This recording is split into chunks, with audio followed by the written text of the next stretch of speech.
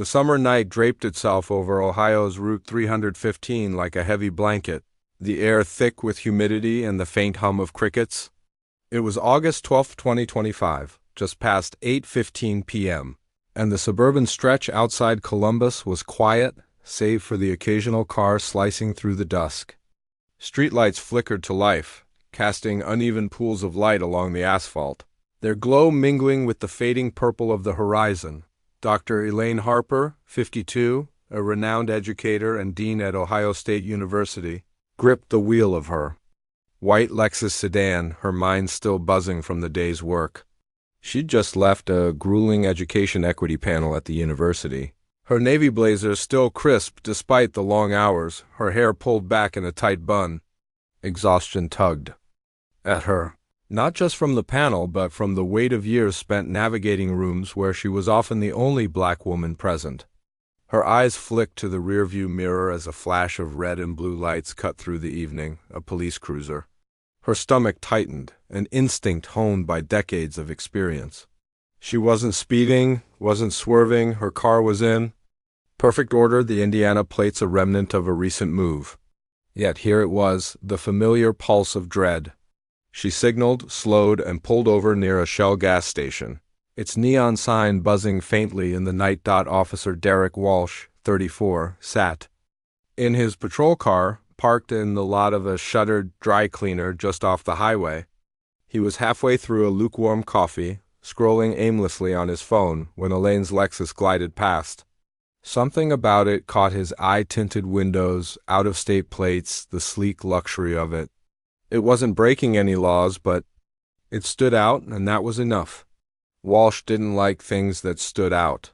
He tossed his coffee cup onto the passenger seat, flipped on his lights, and pulled onto the road. The cruiser's engine growling as he closed the distance. The Lexus signaled immediately, pulling over smoothly, but Walsh's jaw was already set. He didn't know why he felt irritated, only that he did. He stepped out, flashlight in hand, his boots crunching against the gravel shoulder. The night was warm, the air heavy with the scent of gasoline and asphalt. He approached the driver's side, his shadow looming long under the streetlights. Elaine lowered her window, her movements deliberate, her hands visible on the wheel. She'd been here before, not this exact road, not this exact moment, but in situations close enough to feel like echoes. Her voice, when she spoke, was steady, measured, the kind of calm that comes from years of practice. "Good evening, officer. May I ask why I've been stopped?" Walsh aimed his flashlight directly at her face, the beam harsh against her dark skin. "License and registration," he said, his tone clipped, ignoring her question. Elaine reached slowly for her purse. Her movements telegraphed to avoid any misunderstanding. She handed over her driver's license, vehicle registration, and her university ID, the one that read Dr. Elaine Harper, Dean of Education, Ohio State University. "I'm on my way home from a panel at the university," she said, her voice still even. "Can you tell me the reason for the stop?" Walsh didn't answer. He glanced at the documents, barely registering the university ID, his eyes scanning the interior of the car as if expecting to find something incriminating. The Lexus was spotless leather seats, a neatly folded jacket in the back, a water bottle in the center console. Nothing out of place. Still, he shifted his weight, his hand resting lightly on his holster. "Your windows are too dark," said finally, his voice flat. "And those plates, Indiana? You local?" Elaine's lips tightened, a subtle movement, but her eyes stayed locked on his. "I'm a resident of Columbus," she said. "I teach at Ohio State. The car is registered, and the tint is legal. I can provide documentation if you'd like." She paused, giving him space to respond, but he didn't. Instead, he stepped back, his flashlight still trained on her. "Step out of the vehicle, ma'am." The words hit like a stone dropped in still water. Elaine's brow furrowed, but her voice didn't waver. "On what grounds?" Walsh's jaw twitched. He wasn't used to being questioned, not like this, not with such calm authority. "You're obstructing," he said, the words coming too quickly, almost rehearsed. "You're refusing to comply." Elaine didn't flinch. She reached for her phone, her movements slow and deliberate, and pressed record, setting it on the dashboard. The red light blinked, a silent witness. "I am fully complying," she said, her voice clear, each word enunciated. "I've provided my license, registration, and identification. I have a legal right to know why I'm being ordered out of my vehicle." Across the street, outside a 7-Eleven, Marcus Tate, a 21-year-old nursing student, stood frozen, a can of soda in one hand, his phone in the other. He'd been about to head back to his dorm when he saw the cruiser's lights. Something about the scene, the officer's posture, the way the woman in the car sat so made him pause. He raised his phone, hit record, and started live streaming on X with the hashtag Ohio traffic stop. The neon glow of the 7-Eleven sign bathed him in a surreal light, his shadow stretching across the sidewalk. A few cars slowed as they passed, drivers craning their necks, but no one stopped. Not yet. Walsh's voice sharpened. "You want to do this the hard way?" Elaine didn't answer immediately. She let the question hang, her eyes steady, her hands still on the wheel. The moment was taut, like a wire stretched to its limit. The gas station's neon buzzed louder in the silence, its green and red lights casting an eerie glow over the scene. Walsh glanced over his shoulder, checking for onlookers, and saw Marcus across the street, phone raised. His lips curled, but he turned back to Elaine. "Step out now, or I'll open the door myself." Elaine's voice was firm, unyielding. "That would be an illegal search, and you know it." Walsh reached for the door handle, his fingers brushing the chrome, the threat clear. Elaine didn't move, didn't blink. "Officer," she said, louder now, her voice carrying the weight of someone who knew exactly what she was doing. "I'm warning you. This interaction is being recorded, and you are violating protocol. You do not have legal grounds to open this vehicle." Walsh froze, his hand still on the handle. Something in her tone, calm, commanding, uncheckable, gave him pause. Not fear, not weakness, but authority. It unsettled him, a crack in his confidence he couldn't name. He pulled his hand back, but his pride pushed him forward. "I told you to step out," he snapped, his voice cutting through the night. "You're escalating this." Elaine's response was like steel. "I'm following the law. You are not." Walsh's face reddened. He slapped his palm against the window, the sound sharp in the quiet. "Unlock the door, ma'am." "No." The word was final, a stone dropped in a still lake.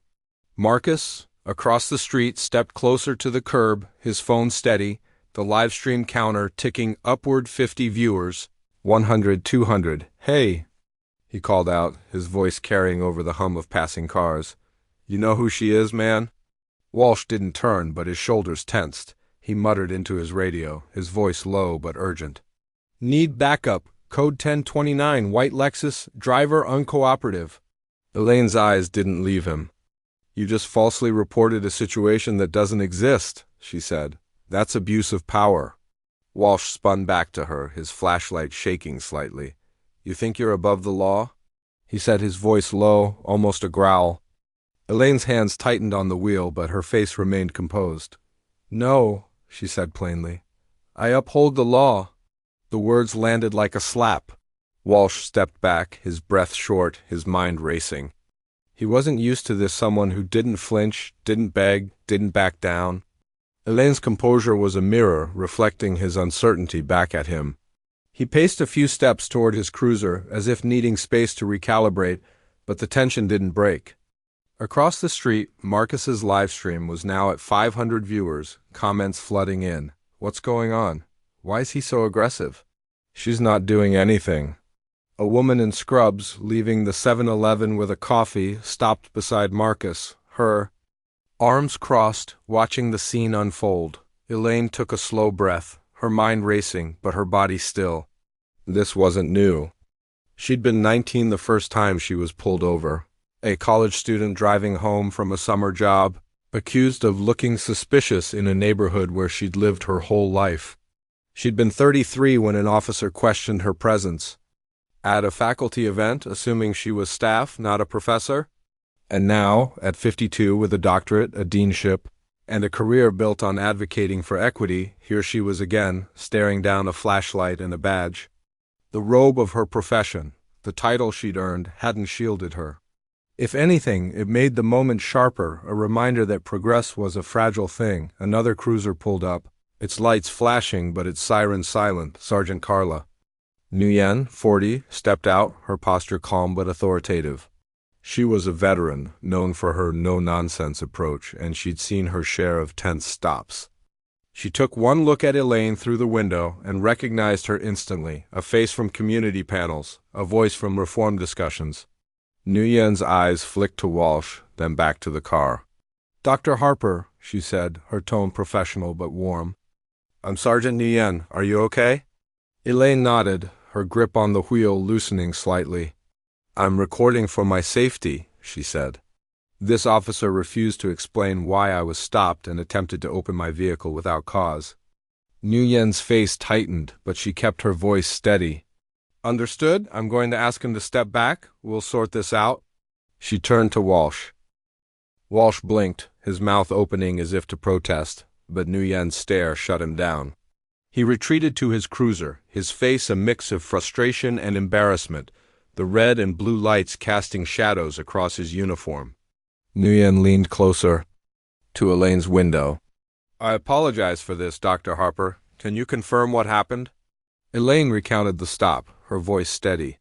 Each detail precise. The lack of explanation, the demand to exit, the hand on the door. She pointed to her phone, still recording. "It's all there," she said.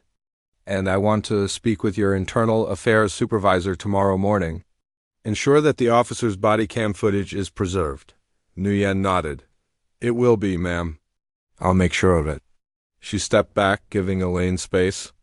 Across the street, Marcus was still filming, his live stream now at 1,000 viewers. A small crowd had gathered, two teenagers, the woman in scrubs, an older man with a grocery bag all watching silently. Elaine glanced at Marcus, her eyes meeting. "His for a brief moment?" She gave a slight nod, a silent thank you. Before putting her car in drive as she pulled away. The gas station's neon lights faded in her rearview mirror, but the weight of the moment lingered. Walsh sat in his cruiser staring straight ahead, his jaw tight. His body cam, clipped to his vest, blinked red, capturing every word, every gesture. He didn't know it yet, but that footage, combined with Marcus's video, was about to ignite a firestorm. Elaine drove home, her hands steady, but her heart heavy. She'd survived the encounter, but survival wasn't the point. The point was that it had happened at all. Back at the gas station, Marcus ended his live stream, the counter frozen at 1,200 viewers. He posted the video to X with a simple caption, "This ain't right, #Ohio traffic stop." Within minutes it was. Reposted by a local activist group, then picked up by a Columbus news outlet. By the time Elaine reached her driveway, the video was already spreading, a spark in a dry field, ready to burn. The morning after the stop, Columbus, Ohio, woke to a digital firestorm. Marcus Tate's live stream? A raw 4-minute clip of Dr. Elaine Harper's encounter with Officer Derek Walsh had exploded across X, racking up 2.3 million views by 7 a.m. on August 13, 2025. The hashtag Justice for Elaine trended at number 3 nationally, sandwiched between a celebrity scandal and a breaking news story about a hurricane forming off the Gulf Coast.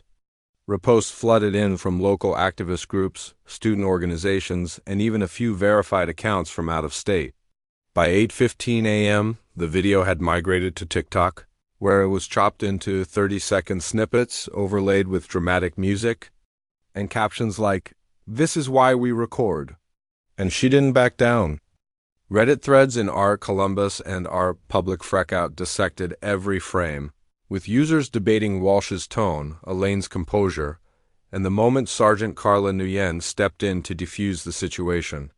The clip was a spark, and social media was the kindling, turning a routine traffic stop into a national conversation. Before Elaine had even finished her morning coffee, Elaine sat at her kitchen table in her modest home in Gahanna, a suburb just east of Columbus. The house was quiet, save for the hum of the refrigerator and the faint chirping of birds outside. Her navy blazer from the night before hung over a chair, A silent reminder of the panel she'd attended, the one where she'd spoken passionately about equity in education, unaware that her encounter with inequity was hours away. Her phone, charging on the counter, vibrated incessantly texts from colleagues, voicemails from reporters, a message from her mother that read simply, "Call me before I see you on the news."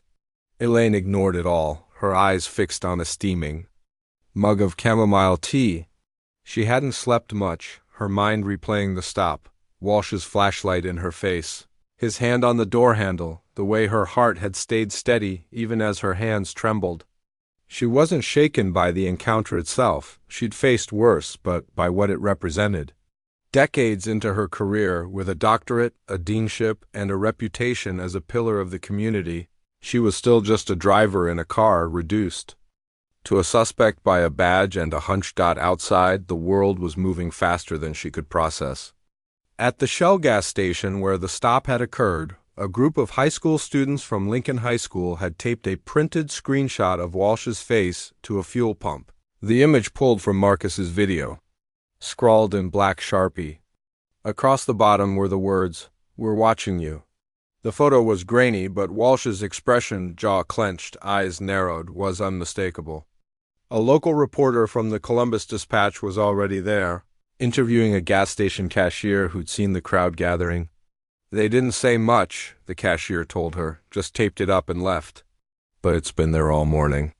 Across the street, at the 7-Eleven where Marcus had filmed, a small group of onlookers lingered, some snapping photos of the scene, others scrolling through their phones to rewatch the video.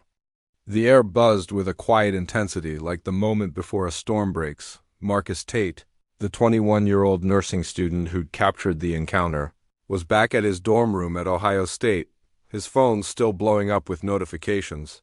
He hadn't expected the video to go viral. He just posted it because it felt wrong, the way Walsh had leaned into Elaine's car, his voice sharp and unyielding. Marcus had grown up in Dayton, where he'd seen friends and family stopped for driving while black, as his older brother called it. Filming was instinct, a reflex born from too many stories that ended badly. Now his ex-post had been retweeted 12,000 times, and his inbox was flooded with messages, some thanking him, others accusing him of stirring trouble. A local news outlet, WCMH-TV, had already reached out for an interview. Marcus sat on his bed, the same soda can from last night unopened on his desk, and stared at the comments on his post. "This cop needs to be fired. She handled that. Like a queen. Why didn't she just get out of the car?" He shook his head, unsure what to make of it all. He just wanted to get snacks, not start a movement. At the Columbus Police Department's downtown precinct, the mood was tense. Sergeant Carla Nguyen sat in her office, rewatching Walsh's body cam footage on a small monitor. The audio was crisp, capturing every word, Elaine's calm request for a reason, Walsh's escalating demands the moment Nguyen arrived and shut it down. She'd seen the live stream too, and knew it was only a matter of time before the department was inundated with calls. Her phone buzzed, a text from Captain Simone Avery. "Chief wants a briefing at 9. Be ready." Nguyen sighed, rubbing her temples. She'd been with the department for 15 years, long enough to know how these incidents played out. Walsh wasn't a bad cop, not in the way people might assume, but he had a temper, a tendency to push when he didn't need to. She'd written him up once before, a minor infraction during a domestic call, but nothing had come of it. Now, she wondered if that leniency had been a mistake. Officer Derek Walsh, meanwhile, was at home in his one-bedroom apartment in Hilliard, a few miles west of the city. He hadn't slept either, his phone off to avoid the barrage of notifications. He'd seen the video someone had texted him a link before he turned it off, and it made his stomach churn. Not because he thought he was wrong, but because the world seemed to think he was. The comments on X were brutal, typical power tripping. Cop? He knew she was a professor and still tried to intimidate her. Walsh paced his living room, the TV muted in the background, a local news channel looping footage of the gas station. He didn't remember saying anything that bad, but the video made it sound worse than it felt at the time. His union rep had called, advising him to stay quiet, not to post, not to talk to anyone. "This will blow over," the rep said, but Walsh wasn't so sure. He stopped pacing and looked out his window, half expecting to see reporters camped outside. The street was empty, but the feeling of being watched was inescapable. Elaine, too, felt the weight of eyes on her. By 10 a.m., her office at Ohio State's College of Education was a hive of activity. Her assistant, Trevor Coleman, a 28-year-old grad student who'd worked with her for 2 years, was fielding calls from reporters, the New York Times, CNN, even a producer from Good Morning America. "Dr. Harper," Trevor said, poking his head into her office. "There's a crowd outside the building. Not huge, maybe 20 people, but they've got signs." Elaine looked up from her laptop where she'd been trying and failing to focus on a grant proposal. "Signs?" she asked. Trevor nodded. "One says, 'Respect isn't a title.' Another's got your name on it." Elaine stood and walked to the window, pulling back the blinds. Sure enough, a small group stood across the street holding handmade posters. A young woman in a red hoodie held one that read, "If Dr. Harper isn't safe, who is?" Elaine's jaw tightened. This wasn't about her, and that was the problem. It was about every black driver, every person who'd been stopped and made to feel less than human, every story that didn't go viral because no one was there to press record. She sat back down, her eyes drifting to the paused video on her screen. She hadn't watched it yet, not fully. Part of her didn't want to. She knew what had happened. She'd lived it. But Trevor had forwarded her the link, saying, "You should see how people are reacting." She clicked play, the audio filling her quiet office. Walsh's voice was sharper than she remembered, his posture more aggressive. Her face, though, was exactly as she'd intended. Calm, controlled, unflinching. The moment when Marcus called out from across the street, "You know who she is, man?" sent a chill through her. Not because of the words, but because of what they meant. Someone had seen her, really seen her, not as a suspect, but as a person. And yet, that shouldn't have been necessary. Her credentials, her compliance, should have been enough. By noon, the video had hit 4 million views. A local activist group, Columbus Community Watch, organized a peaceful protest outside the precinct. Scheduled for 6 p.m. that evening, Elaine got a call from the group's leader, a woman named Tanya Brooks, who'd attended one of her panels years ago. "Dr. Harper," Tanya said, her voice urgent but respectful, "we're not asking you to come, but we're rallying for you. For all of us, this isn't just about one stop." Elaine thanked her but said she wasn't ready to join. She wasn't sure what she was ready for. The idea of standing in front of a crowd, of being a symbol, felt heavy. She'd spent her career advocating for change through policy, through education, through quiet, deliberate work. This was different. This was loud, messy, and public. The precinct, Chief Anita Mathers, was in crisis mode. A 9 a.m. briefing with her senior staff had been tense, the room thick with the weight of what was coming. Captain Simone Avery, Nguyen's direct supervisor, laid out the situation. The video was everywhere. The mayor's office was calling. And the governor's office had left a voicemail requesting a sit-down. Mathers, a 25-year veteran with a reputation for being unflappable, rubbed her forehead. "We need a statement," she said. "Something that acknowledges the incident without admitting liability." The department's PR consultant, Jenna Patel, nodded, already drafting a press release on her tablet. "The Columbus Police Department is aware of the video circulating online and takes all allegations of misconduct seriously. Officer Derek Walsh has been placed on administrative leave pending a full investigation." It was standard, sterile, the kind of language designed to calm without promising anything. Nguyen spoke up. "Chief, I was there. Walsh didn't follow protocol. He didn't verify her ID, didn't explain the stop, and tried to open her door. That's not just a bad look, it's a violation." Mathers looked at her, her expression unreadable. "You're saying we should suspend him now?" Nguyen hesitated, then nodded. "If we wait, it looks like we're covering for him." Avery chimed in. "She's right. The footage is out there. People aren't going to wait for our investigation to make up their minds." Mathers sighed. "We go by the book. Suspension pending review. But we need to be airtight. This is going to court one way or another." Outside, the protest was growing.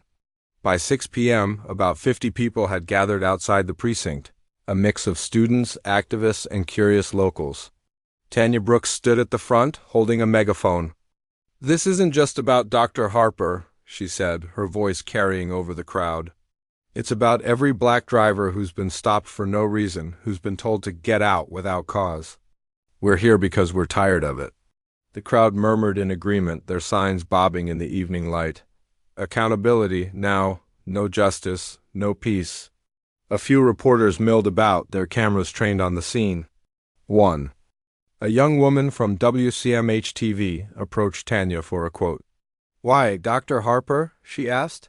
Tanya didn't hesitate. "Because she's proof it doesn't matter who you are. If you're black, you're a target." Elaine, at home, watched the protest live-streamed on X. Her daughter, Maya, 24, a grad student home for the summer, sat beside her on the couch. Maya was scrolling through her phone, her face a mix of anger and pride. "Mom, you see this? They're out there for you." Elaine nodded, but her expression was guarded. "It's not about me," she said quietly. "It's about the system." Maya set her phone down. "You're not going to speak out, are you? You're just going to let them twist it?"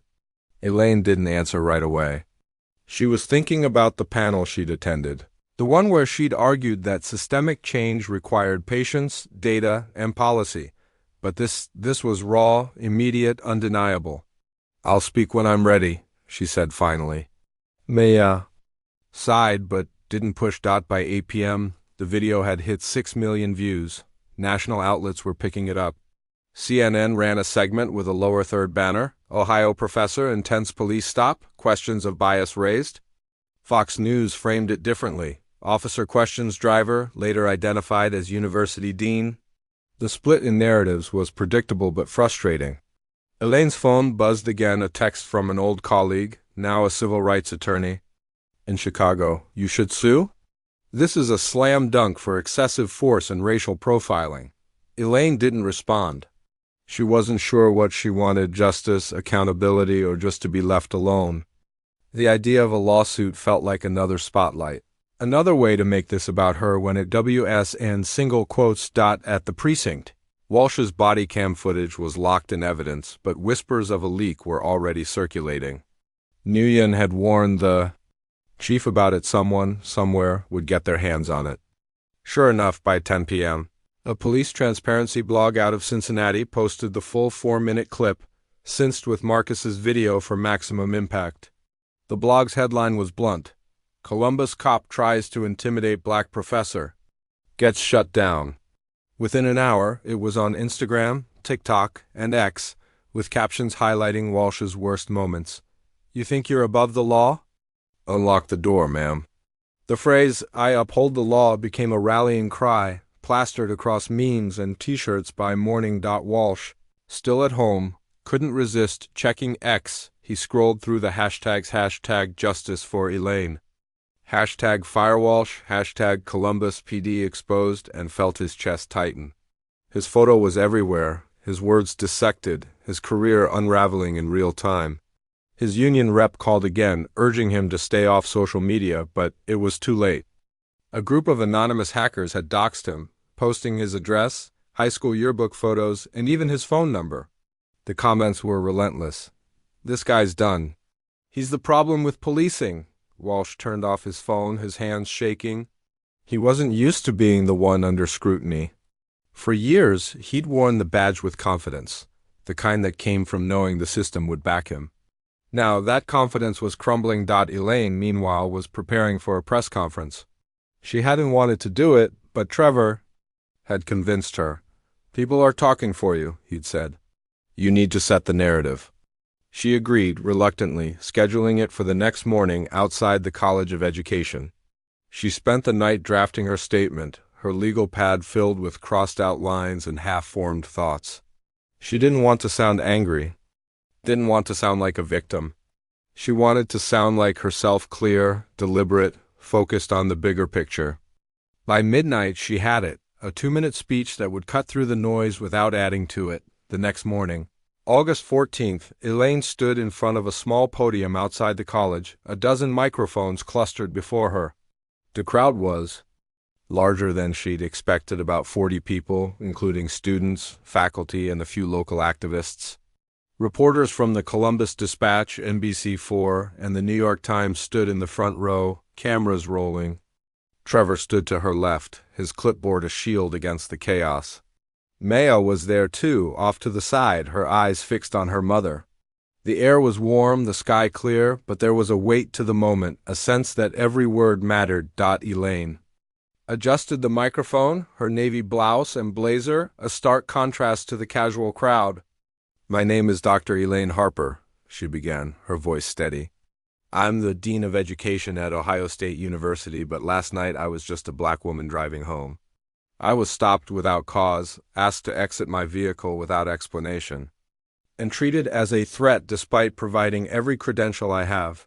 I followed the law. I asked a fair question. And yet, I was met with aggression." She paused, letting the words settle. The crowd was silent, the only sound the click of camera shutters. "I'm not here for sympathy or fame. I didn't post that video. I didn't need to. It speaks for itself. This isn't about me, it's about the thousands of people who face this every day, without a camera, without a title, without a voice. If it happened to me, it can happen to anyone. And that's the problem." A reporter raised her hand. "Dr. Harper, have you spoken to Officer Walsh since the incident?" Elaine shook her head. "No." Another reporter jumped in. "Do you think he should be fired?" Elaine's eyes didn't waver. "That's for the system to decide. I'm more interested in whether the system will hold itself accountable, not just for one officer, but for every policy and practice that lets this happen." A third question came. "Will you pursue legal action?" Elaine hesitated just for a moment. "I'm reviewing my options," she said carefully. "But the real question isn't about my case. It's about the cases that never make the news, the ones that end in silence." The press conference ended, but the crowd lingered, some clapping, others standing in quiet solidarity. A student approached Elaine, a young man in a hoodie, and shook her hand. "Thank you," he said simply. Elaine nodded, but her mind was elsewhere.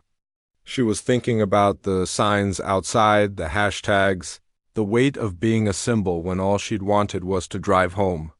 Trevor walked her back to her office, his phone buzzing with media requests. "You did well out there," he said. Elaine didn't respond. She was already thinking about her next move, a meeting with Chief Mathers, scheduled for that afternoon. She wasn't going to let this fade into another headline, another moment that sparked and then fizzled. Not this time. At the precinct, the fallout was intensifying. Chief Mathers held a closed-door meeting with her senior staff, the room thick with tension. The body cam footage had officially leaked, posted by the same Cincinnati blog, and now the department was fielding calls from national outlets. The mayor had called twice, the governor's office once more. A city council member texted Avery directly, "What are you doing to fix this?" Mathers looked around the table, her coffee untouched. "We need to get ahead of this," she said. "The suspension's in place, but that's not enough. We need a plan, training, community outreach, something to show we're not just reacting," Nguyen spoke up. "Chief, this isn't just about Walsh. It's about how we train, how we discipline. He's been written up before, and nothing changed."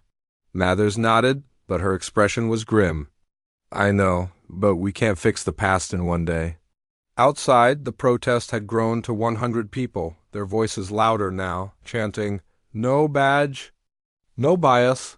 A local artist had set up an easel, painting a mural of Elaine's face from the video, her expression calm but resolute.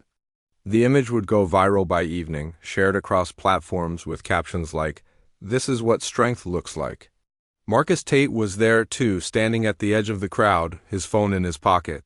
He didn't film this time, he just watched, feeling the weight of what he'd started. A reporter from WCMH-TV approached him, microphone in hand. "Why did you keep filming?" she asked. Marcus shrugged. "Because I've seen too many times when nobody did." Back at her office, Elaine prepared for her meeting with Chief Mathers. She didn't want an apology, she wanted answers. Why had Walsh acted the way he did? Why hadn't his previous infractions led to real consequences? And most importantly, what was the department going to do to ensure this didn't happen again? She changed into a fresh blazer, her movements deliberate, her mind focused.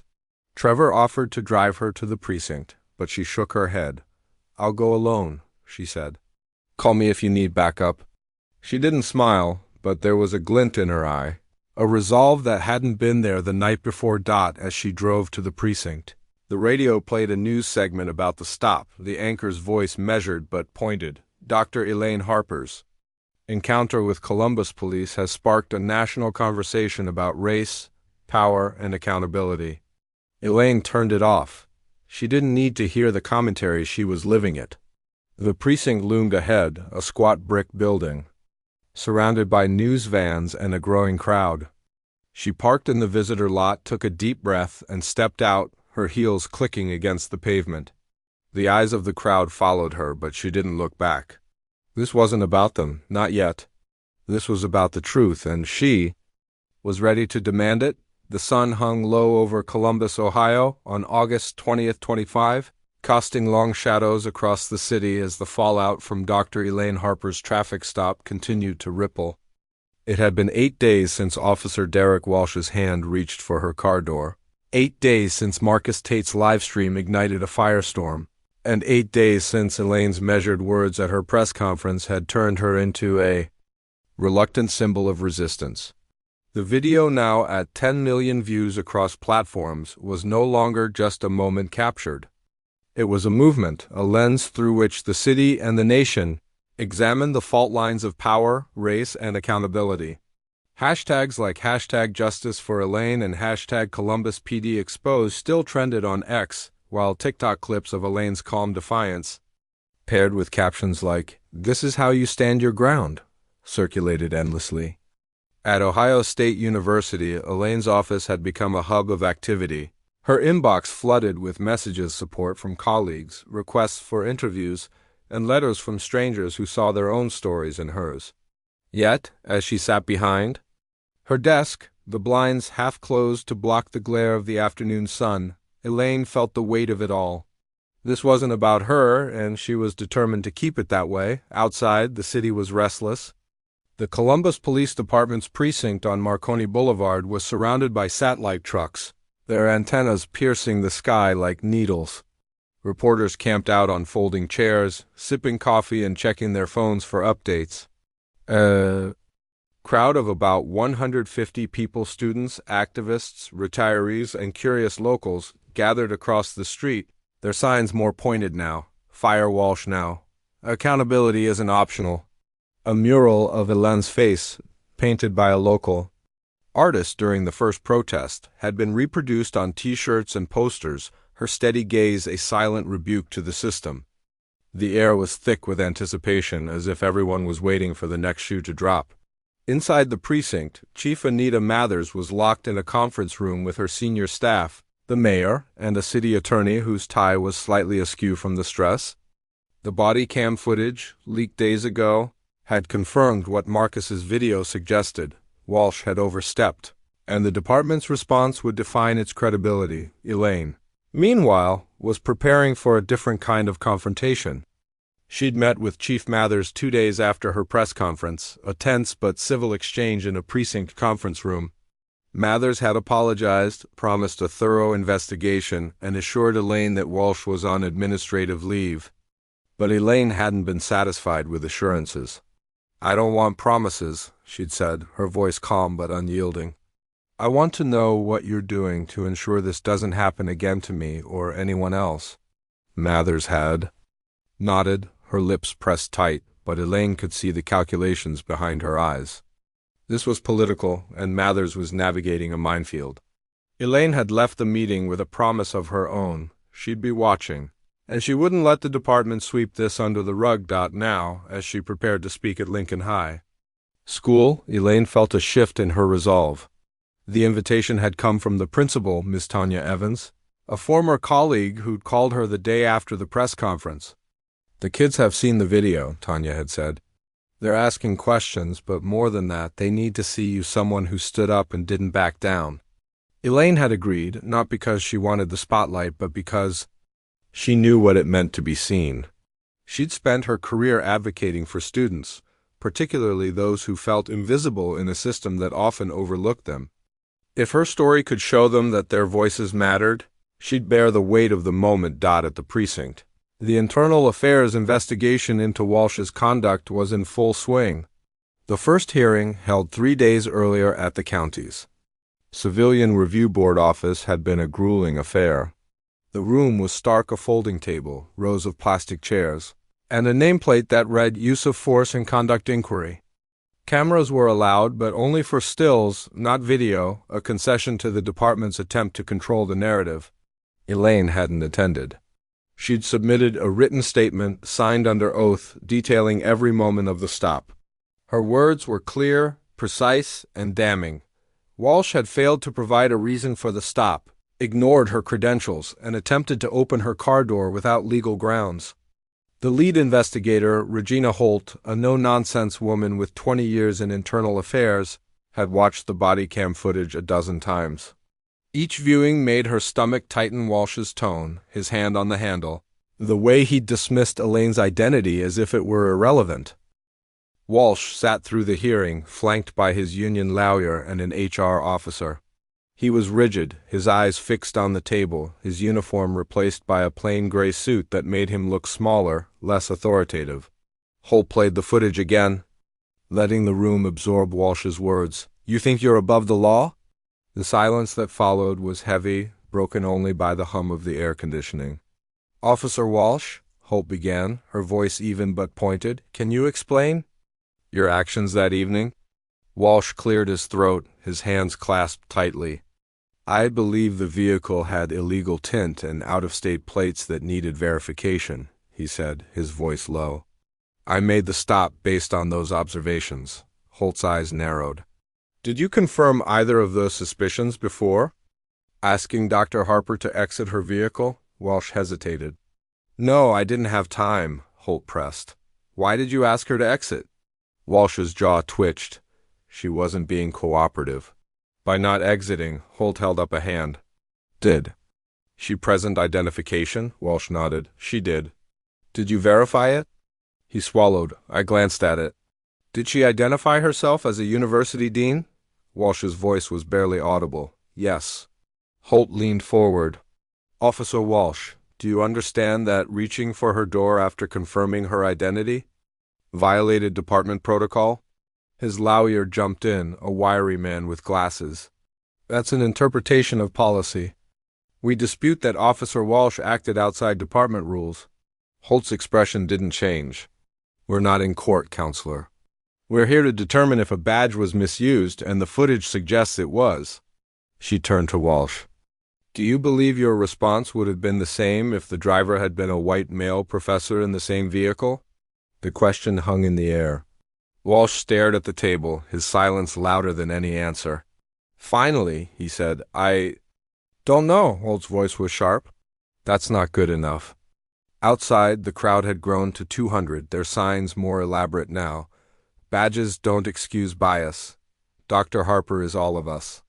A woman named Valerie Jenkins, a local business owner who'd watched the video with her teenage son, held a sign that read, "We're watching this time." Reporters mingled, their cameras capturing the scene, but the crowd wasn't there for attention.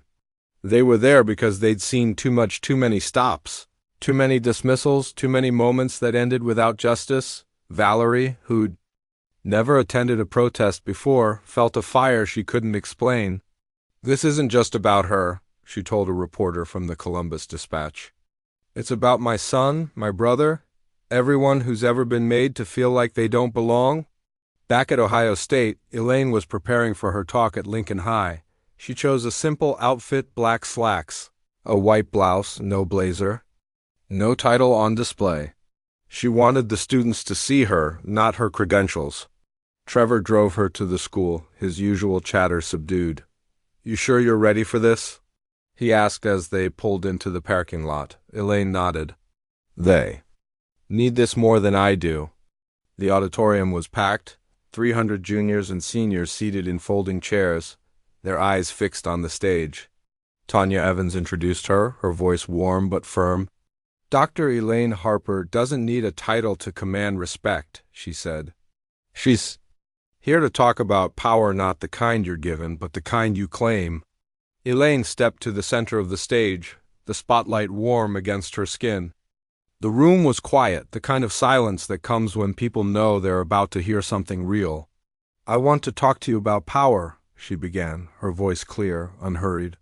Not the kind that comes with a job or a degree, but the kind that lives in your choices, what you say, what you do, what you stand for when no one's watching.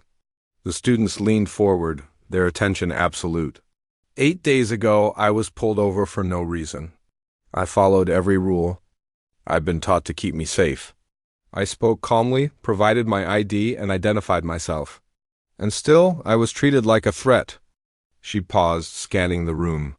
I'm not here because of that, officer. I'm here because you saw it, because people recorded it, because you're talking about it. And now, the question is, what will you do when it happens in front of you? When there's no camera, no title, no crowd? A hand went up in the second row, a boy in a black hoodie, his voice tentative but clear.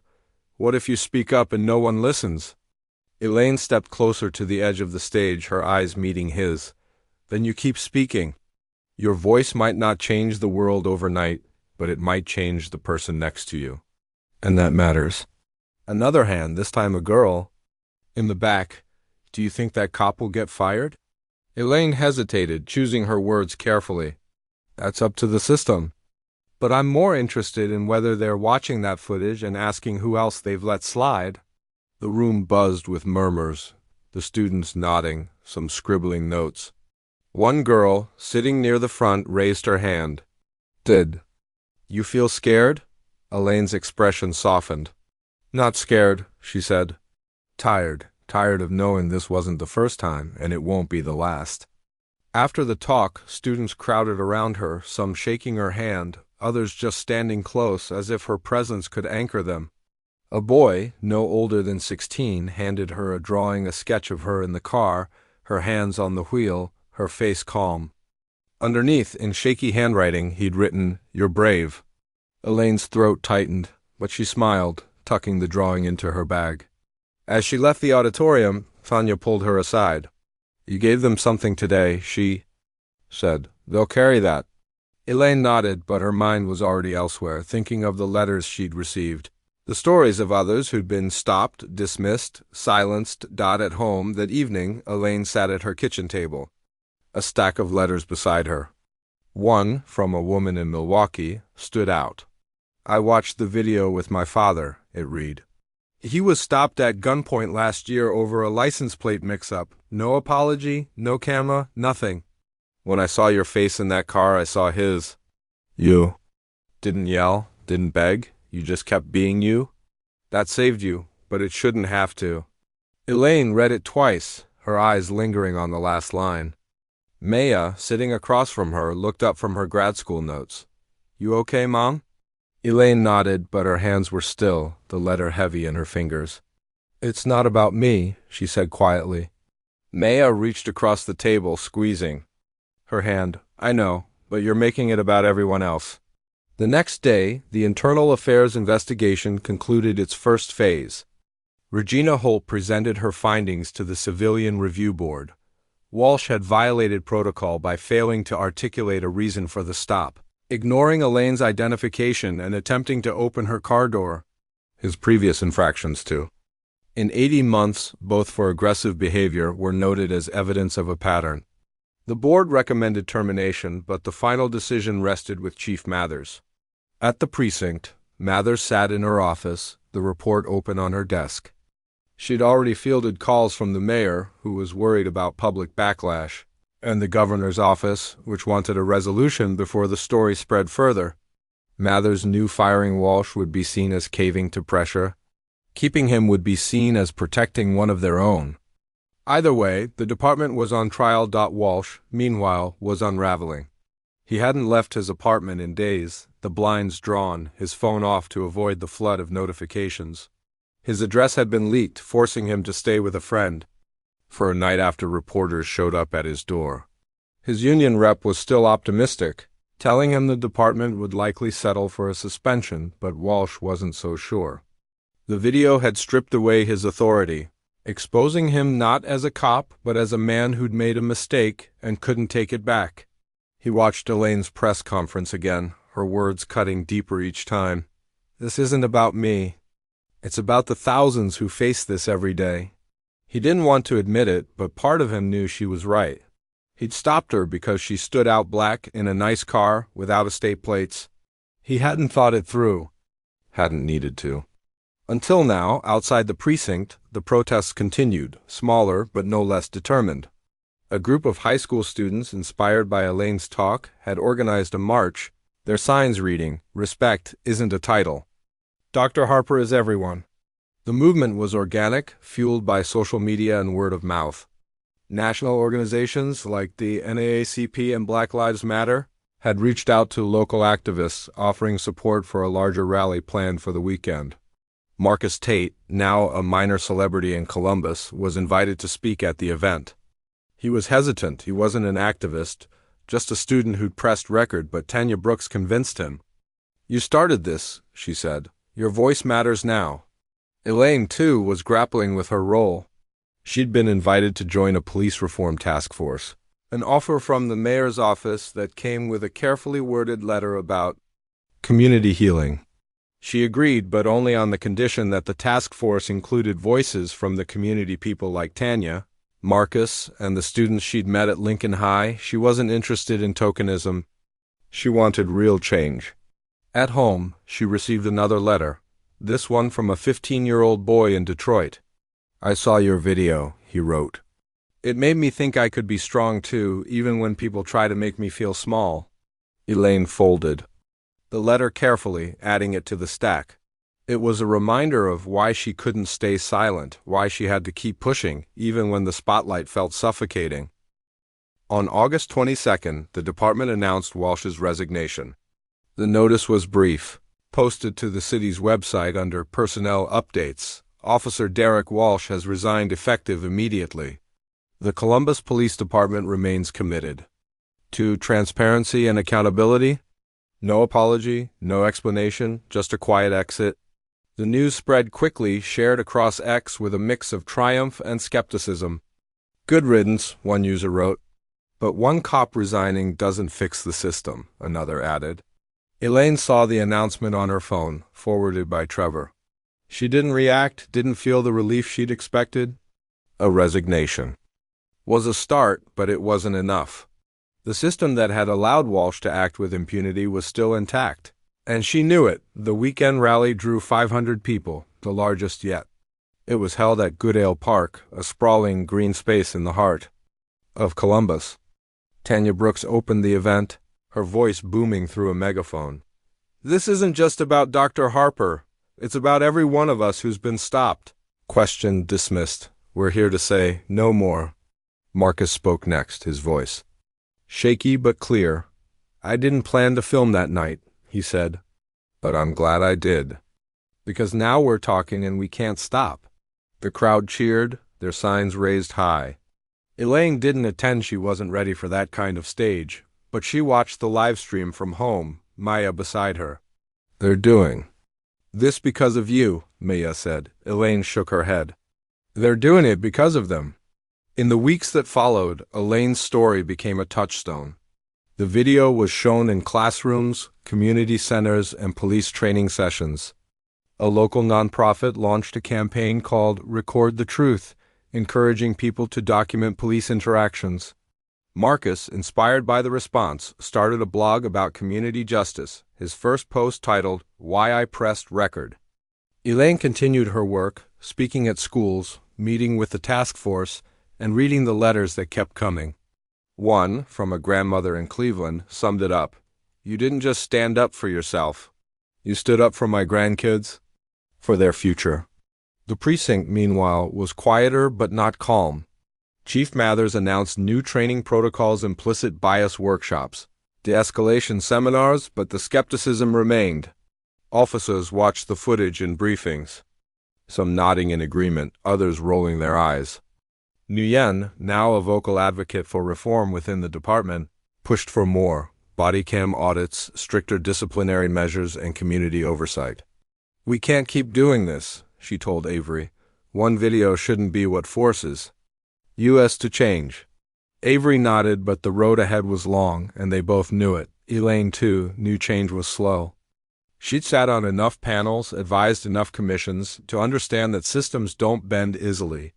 But moments like this, moments caught on camera, amplified by voices, carried by a community, could shift the ground. She stood in her office one evening, the sun setting behind her, and looked at the drawing from the Lincoln High student. "You're brave," it said. She didn't feel brave, not in the way people thought. She felt tired, resolute, and fiercely determined. The video was still online, still circulating, still sparking conversations. And for every person it reached, there was a small, stubborn chance that the next stop wouldn't end the same way. Thank you for hearing, and have a nice day.